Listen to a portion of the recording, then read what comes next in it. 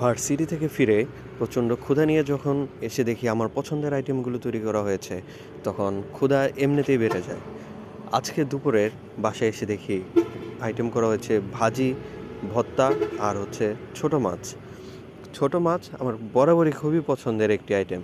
আর এটা যদি হয় পাঁচমিশালি মাছ, তাহলে তো আর কথাই নেই। তো আমি চেষ্টা করি সাধারণত পাঁচমিশালি মাছের সবগুলো মাছ খেতে। সবগুলো মাছই আমি ট্রাই করার চেষ্টা করি।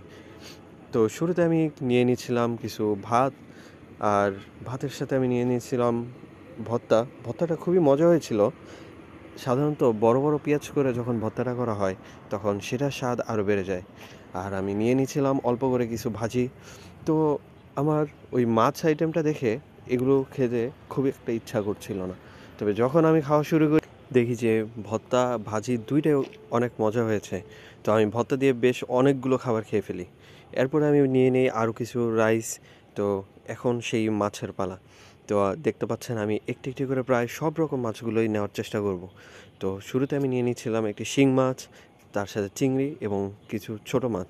তো ছোট মাছগুলো যখন এই পেঁয়াজ দিয়ে রান্না করা হয়, পেঁয়াজ টমেটো দিয়ে, তখন দেখবেন কালারটা অসাধারণ চলে আসে। এরপর আমি আমার পছন্দের সবগুলো মাছ নিয়ে প্রচণ্ড তৃপ্তি নিয়ে আমার খাওয়া দ্রুত শেষ করে ফেলি।